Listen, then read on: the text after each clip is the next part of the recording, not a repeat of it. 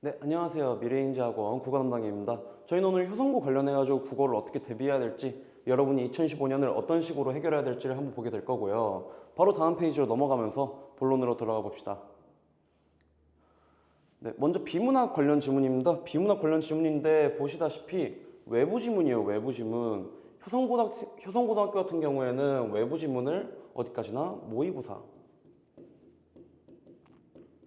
안에서 출제하는 경향을 가지고 있는데요. 그 모의고사 안에서도 더욱이나 킬러였던 지문을 가져온 경향을 많이 보이고 있습니다. 해당 문제들을 봐보면은 1순위, 2순위, 3순위 해가지고 표가 나와 있는데 여러분이 모의고사를 봐보면 알겠지만 선호 순위를 보면서 아 이거는 투표의 역설이구나 를 깨달아야 했던 지문이었어요. 깨달아야 했던 지문이었는데 실제 본표를 보면은 원래 모의고사에 나왔던 표는 축구, 농구, 야구가 아닙니다. 축구, 농구, 야구가 아니라 병원, 경찰서, 그리고 학교였어요. 원래 병원, 경찰서, 학교를 가지고서 이 투표의 역설, 즉 순서에 따라서 그 결과값이 바뀌는 거, 그 바뀌는 부분들을 응용해서 푸는 문제였는데 지금 학교에서는 응용되었던 문제를 다시 한번 응용하고 있죠. 당연히 킬러 문제 중 하나였습니다. 그럼 저희가 한번 답안을 봐볼 텐데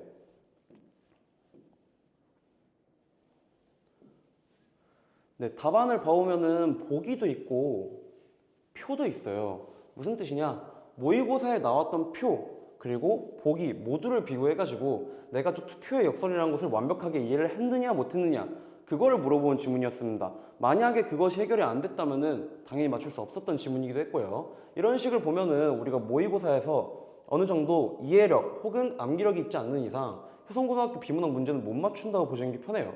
바로 다음 질문으로 가면서 이 말이 정말일지 한번 봐봅시다. 네, 아까 똑같은 지문을 공유하는 다른 문제예요. 다른 문제인데 이 문제 같은 경우에는 그 당시 나왔던 지문인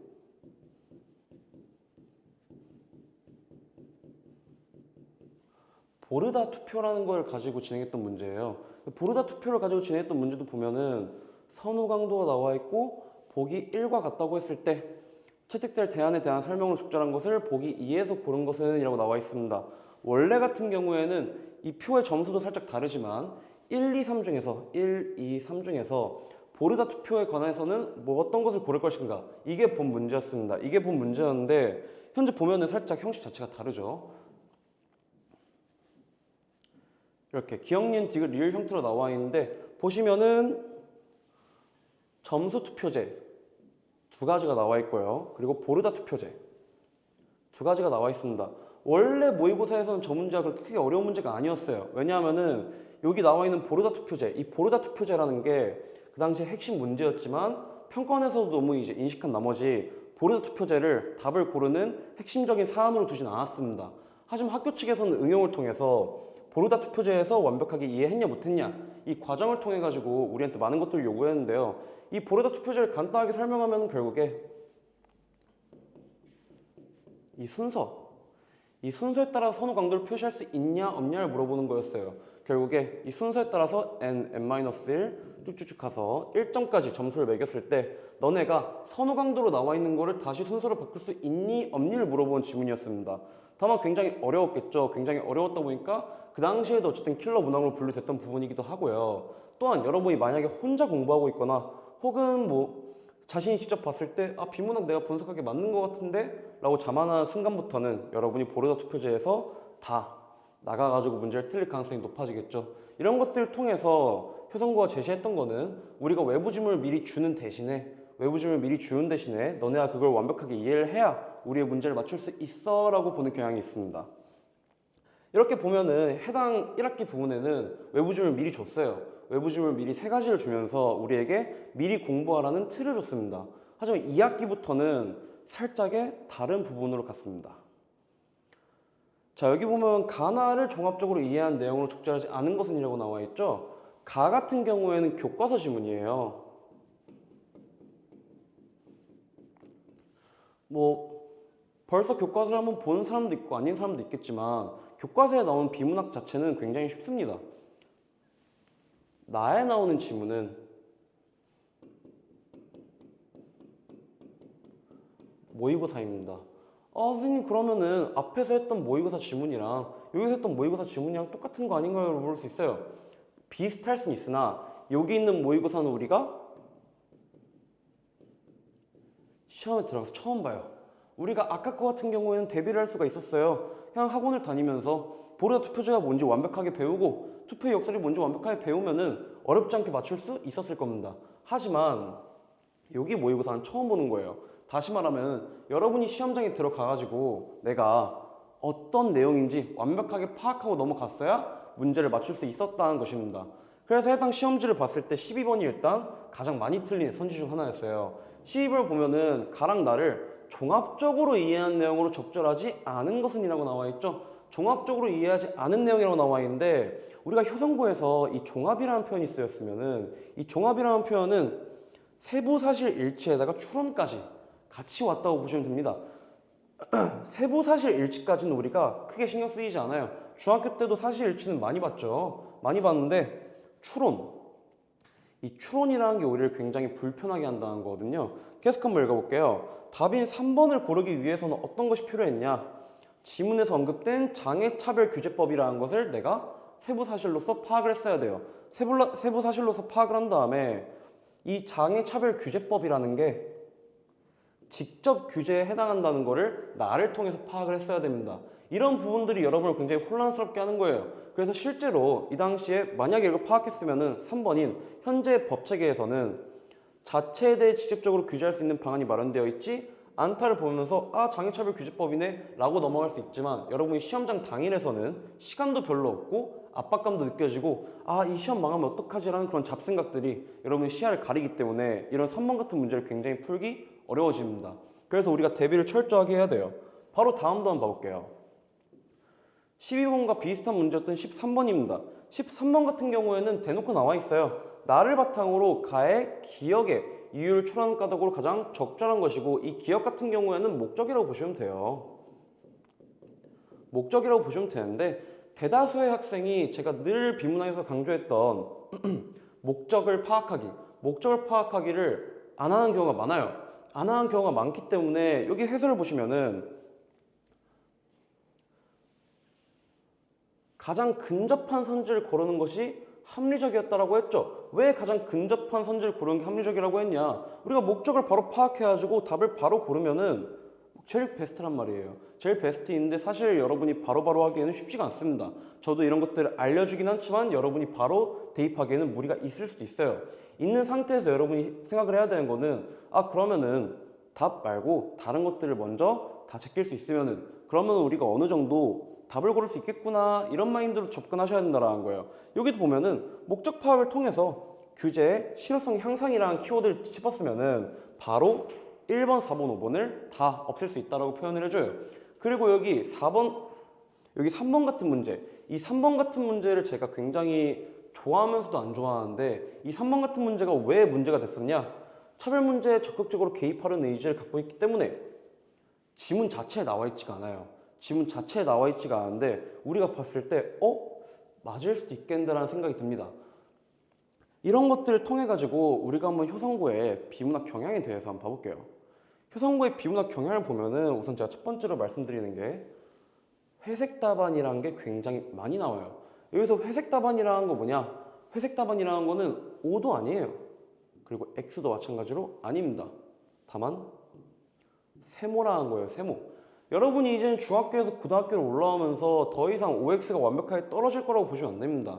특히 국어라는 거는 굉장히 애매한 학문이에요. 애매한 학문이다 보니까 이렇게 OX로 나눠지는 경우는 별로 없어요. 특히 이게 내신이다. 차라리 평가원이면 괜찮은데 내신이다. 그럼 더더욱이 없습니다. 더더욱이 없고 대부분의 문제들은 우리가 세모 처리를 하게 돼요. 실력이 좋건 안 좋건 간에 대부분 세모 처리를 통해서 나아가야 되는데 여기서 이 회색 답안은 그럼 왜 O도 아니고 X도 아니냐? 지문에 안 나와 있으니까. 지문에 아예 없는데 굉장히 그럴듯하게 뭔가 맞는 말처럼 써놔가지고 여러분이 시험장에서 보고서 가능성이 있는데 하고 골랐다 틀리는 문제들, 그런 문제들을 우리가 회색 답안이라고 합니다. 이런 답안이 효성고에 굉장히 많이 나와요. 굉장히 많이 나오기 때문에 여러분이 미리 대비해가지고 이런 것들을 좀 조정하는 능력이 필요해요. 그리고 두 번째로는 교과서에 비문하기 쉬워요. 이거는 사실입니다. 어쩔 수가 없어요. 그래서 난이도가 높은 외부 비문학을 도입한다는 거예요. 아까의 지문을 봤을 때도 교과서에 나와 있는 권리지문은 엄청나게 쉽습니다. 거의 인터뷰 형식이에요. 인터뷰 형식인데 외부 지문 같은 경우는 난이도가 굉장히 높고 굉장히 난해한 지문이 출제가 되었습니다. 결국 이런 점들을 보면은 우리가 미리미리 본다라는 건 거의 불가능해요.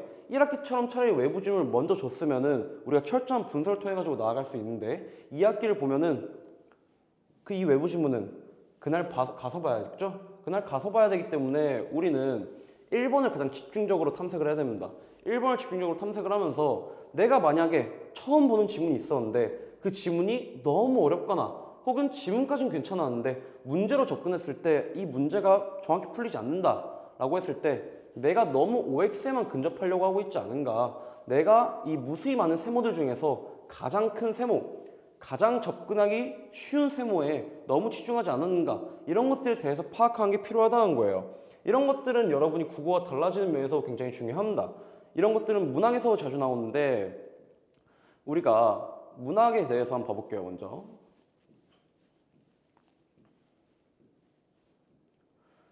네, 문학을 보면은 마찬가지로 수능형으로 나와요. 수능형.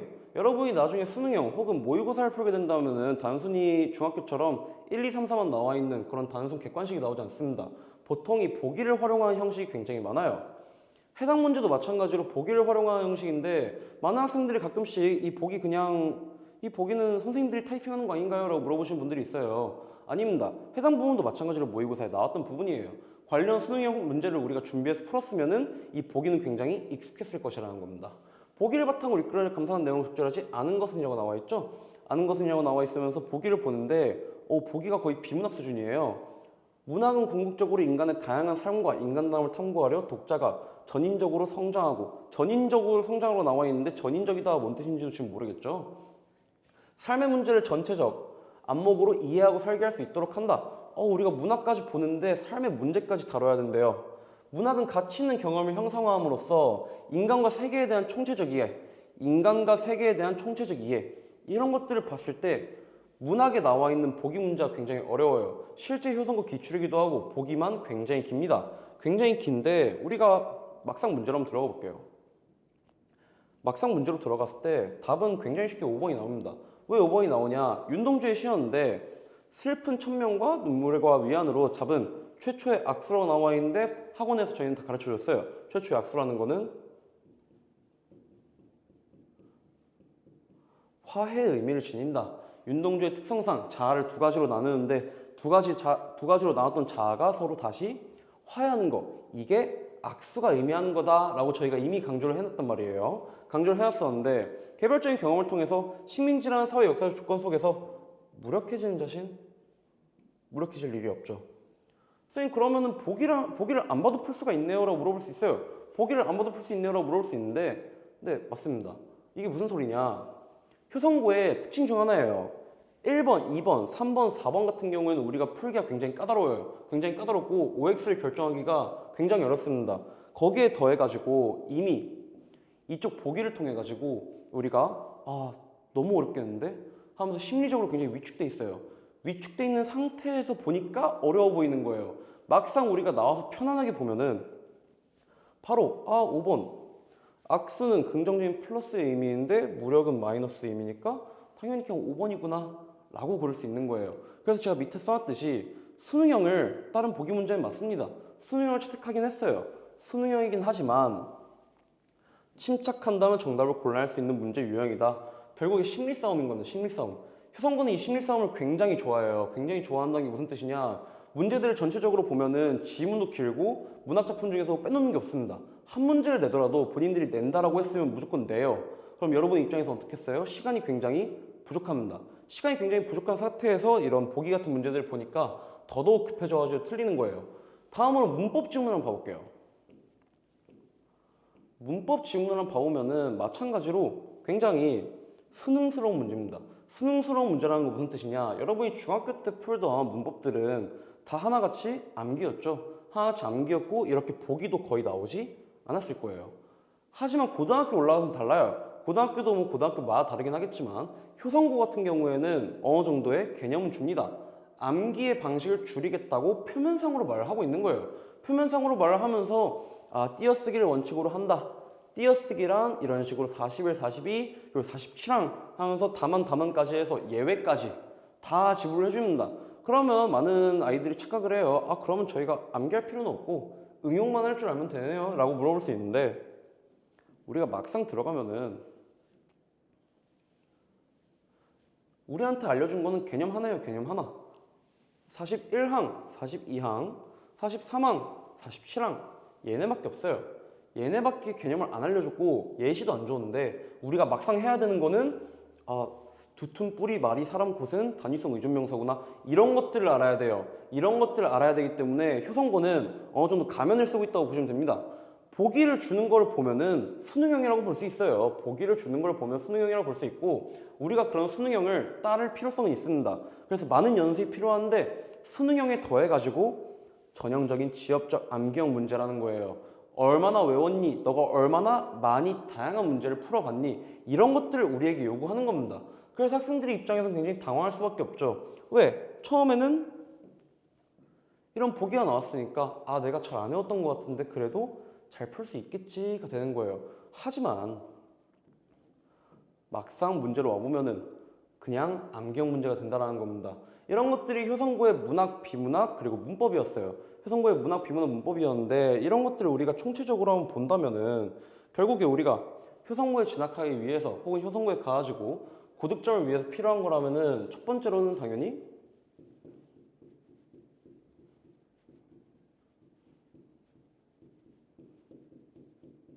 수능형 연습입니다. 저희는 실제로 수능형 연습을 가장 구체적으로 하고 있고요. 웬만해서 많은 문제들을 풀려고 하고 있지만 그 중에서는 지엽적인 거에 더해가지고 이 수능형 연습까지 같이 더하고 있어요. 그리고 두 번째로는 어떻게 보면은 개인 역량의 향상이에요. 지금까지는 여러분이 국어에 대해서 생각을 해봤을 때 어땠을까요? 국어가 굉장히 쉬운 학원이었어요. 그냥 잠깐 한 달 공부하면 90점, 100점 나오던 그런 과목이었는데 효성고에 들어가서 여러분이 문제를 파악해보니까 어떻습니까? 평소에 역량을 키우는 게 굉장히 중요합니다. 평소에 역량을 키우는 게 굉장히 중요하기 때문에 여러분이 놀다가 내신 준비할 때 잠깐 다녀가지고 되는 게 국어가 이제는 아니라는 거예요. 이제는 아니고 이제부터는 여러분이 수능 연습을 다양한 모의고사를 통해서 평소에 연습을 하면서 여러분의 역량을 높일 사람을 찾아야, 그래야 여러분이 효성고에서도 어느 정도 고득점을 유지할 수 있게 될 겁니다. 그러면은 효성고에 관련해서는 여기까지 하고요. 이만 마무리하도록 하겠습니다.